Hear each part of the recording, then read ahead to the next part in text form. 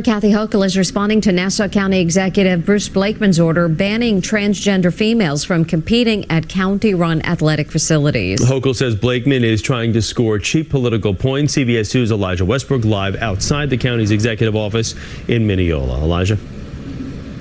Well, in just a few seconds, Chris and Mary, you will see just how highly controversial this ban has become. Good morning to the both of you. As you mentioned, the county executive, Bruce Blakeman, is calling this ban here essentially biologically fair to women. On the other hand, critics are calling this move transphobic and illegal. Today, transgender athletes won't be able to compete in girls' and women's sports at Nassau County facilities. The ban would not apply to co-ed or male sports, only female competitive sports. At the helm of the decision, County Executive Bruce Blakeman, who signed off on it Thursday. It is an unfair advantage for someone who is a biological male to compete against a biological female. At this high school basketball game in Rockville Center, parents and students defended Blakeman's decision to make the ban at more than 100 county facilities. If you're biologically a man, I don't want to be playing a sport against you. Wouldn't want a boy competing against my daughter. Blakeman says the order was sparked by concerned parents, but there was instant outrage by trans rights advocates. On Thursday, protesters gathered outside county government offices, calling the ban a political stunt and discriminatory. These are just kids who want to play sports, kids who want to make friends.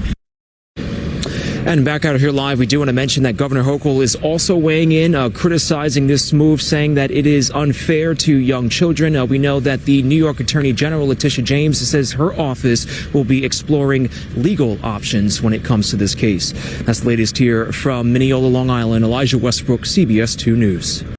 All right, guys, so we got to talk about the Democrats. Boo-hoo, whining and crying. Transphobia, bigotry, hate, right, over a based county executive out in Long Island, Mr. Bruce Blakeman, who has decided to use some common sense to protect women's sports, okay? He is banning male athletes from being able to compete in women's sports, aka banning trans women, or so-called trans women, from being able to compete against biological women. Now, again, this comes as I just did a story the other day about the real life lady ballers, right? A situation where a trans woman or a male student athlete ended up injuring a female student athlete while playing basketball. Now, this male athlete had apparently injured 3 women or 3 girls on the team to the point where the team had to quit, right? Had to forfeit because the male on the team was injuring too many of the females. Okay? He was roughing them up too much. Okay, so with that being said, we have to talk about this story out in Nassau County, in which, again, this executive, Bruce Blakeman, who is a Republican, is using common sense and issuing this ban. And the Democrats are boohoo, whining, and crying about it. But I want you guys to listen to this guy's reasoning, right? I want you guys to listen to what he's saying, because what he's saying here is nothing but common sense. And I think is very reasonable to reasonable people. However, nowadays in 2024, Democrats are far left. They're not reasonable, because I don't understand how anybody can disagree with what this man is saying. So without further ado, let's get into it. Biological males, whether they identify themselves as transgender or not, have sports outlets here in Nassau County where they can compete, and we encourage them to compete.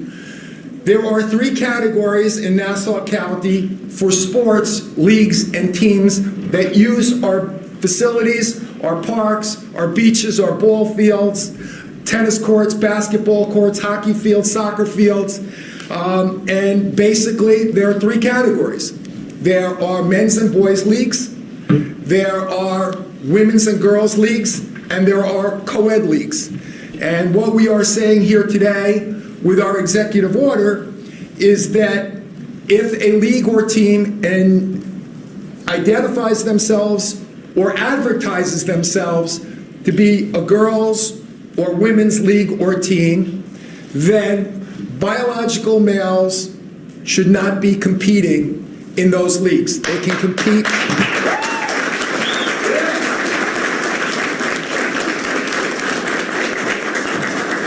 They can compete, if they like, in an all boys or all males league or a co-ed league. Okay, yeah. So this is important, right? The reason why it's important that he's laying it out like this is because the woke revolutionaries are going to come back and say, oh, well, you're banning trans athletes from sports, right? This is what they say reflexively in response, okay? But they can't say that in response to this because he's saying, look, you got two options, okay? You can compete with your biological sex, or you can compete in the co-ed leagues, okay? So the leagues that allow boys and girls to compete against each other, fine, go compete in that league. But what you can't do is to compete in a league that is for the opposite sex solely, right? You can't do that. Now, again, this is reasonable, okay? This is where the middle ground is on this issue.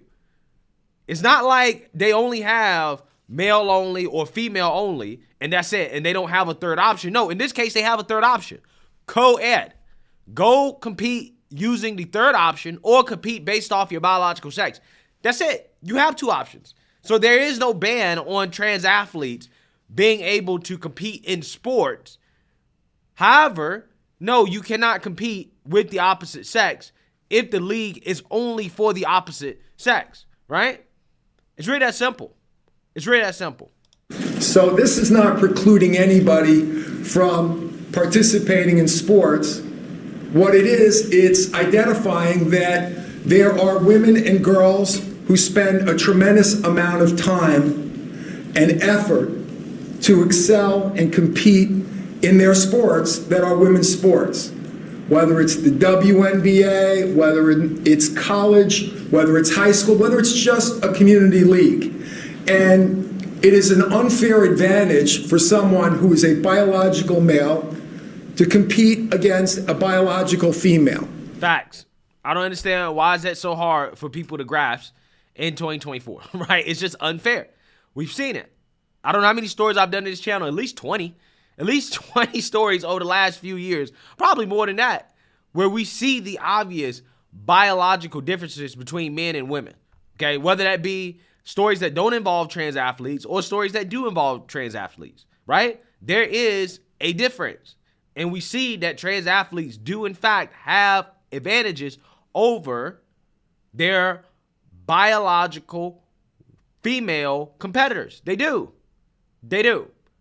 And it's about time that you have a local government, somebody stand up and to tell the truth and say, hey, this is not fair, so therefore we're going to intervene and issue an executive order in order to stop this. And Democrats can be mad about this because, quite frankly, they hate women, right? They don't really like women. So, again, this is what they do, okay? They boohoo, whine, and cry about common sense. And, again, I view this as a form of bullying, and it will not be tolerated. We tolerate no bullying in Nassau County of anybody. Now, people are going to think that's controversial to say that it's bullying. But, in my opinion, I don't think it's unreasonable to use that term, especially considering how you see a lot of these individuals that are crossing over after failing to be competitive, competing as their biological sex. So then they cross over and they compete with the opposite sex, and then all of a sudden they're superstars, right? Winning trophies. Okay, they're coming in first place, which in my opinion, I think they're just taking advantage of the, wokes and their lack of common sense. They're taking advantage of this just to try to compete among the opposite sex and to, for once in their life, feel like, oh, okay, I'm actually good at a sport, right? To win something in a sport. I think that's what's going on in a lot of these cases. And I'm not saying that some of them aren't, legitimate in the sense that, yes, an individual may legitimately feel like they're, the opposite sex or whatever. But I think there are some cases where you have athletes that are crossing over simply to feel better about themselves as athletes because they can't win competing amongst their biological sex.